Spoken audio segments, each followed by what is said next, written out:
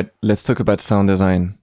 Sound design is all about movement. It's very similar to music in the sense that it's all about tension and release, about building up the energy and releasing it in successive valleys and peaks. For example, this clip, it's quiet at first and you've got that swelling of energy, and then suddenly you get those arcs and it keeps building up, and then you've got that very fast movement, and then it explodes, and then it implodes, and that energy gets dissipated. It gradually comes back to kind of a quiet state. So if you had to think in just basic sound design terms, at first you'd have some pads, some drones, and then a riser, and then probably some kind of a hit, at least some kind of transient that instantly fades into a riser, and then you get a very fast whoosh, and then a hit, an explosion, and then probably some kind of a riser, or at least some drone that kind of moves, and then another whoosh, or maybe some kind of like down riser, down lifter, I don't know. And then those arcs that are kind of the tail, the consequence of that movement before, so they swell and then quickly go down in energy.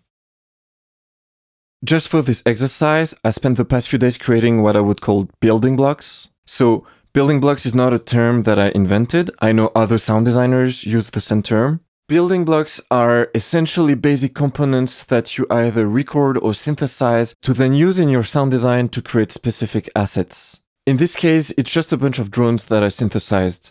Some of them are more in the realm of actual electric arcs.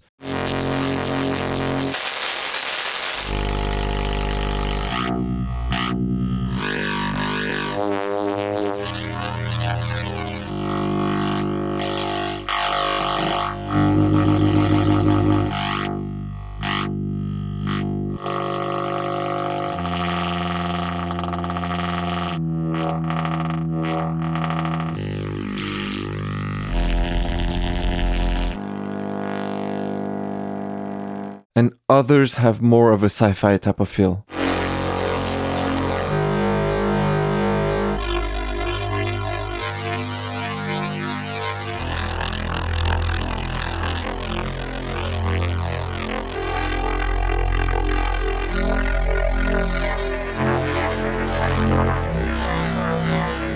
Oh, and I didn't synthesize all of them.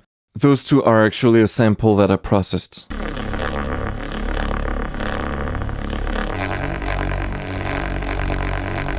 And you might have noticed that all these drones have some kind of tone. They almost sound musical. And to me, it's a very important concept in sound design. If you want your sound to be punchy, to be loud, to cut through the mix, it needs to have some kind of tonality.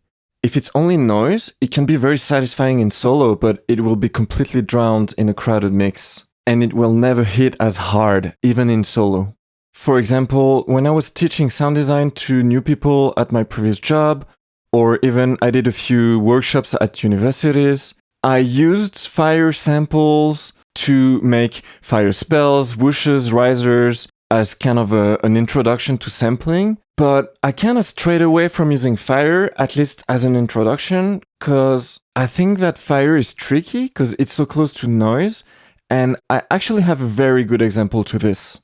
So I was playing Sekiro the other day and stumbled upon this fight towards the end of the game. If you close your eyes, can you tell me how many enemies are attacking me with fire at the same time?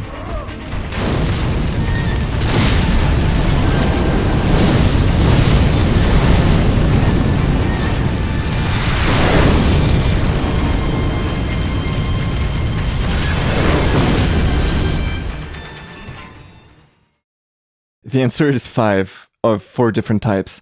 You've got one guy with a flamethrower, 2 guys with matchlocks, 1 guy with a cannon shooting huge explosive fire projectiles, and 1 huge samurai breathing fire.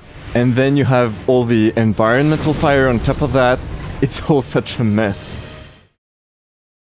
And I'm not even fighting these guys, so you're missing the most important kind of sound effect food group in the mix, the blade impacts, which are pretty loud in this game.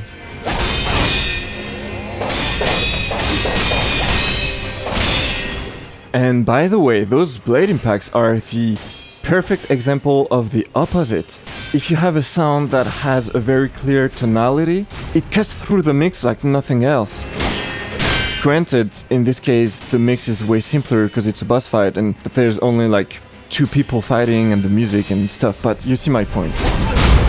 And to be fair to the other sequence, this is a very late game fight, towards or after the final boss, depending on the order in which you do things. 2 factions are in all-out war, where one faction is clearly decimating the other and setting everything ablaze, and that chapter features a whole subplot about a character being literally consumed by the flames of hatred. I'm not gonna spoil anything, if you know, you know. So the mix during that fight being absolute chaos is, on a thematic level, justifiable.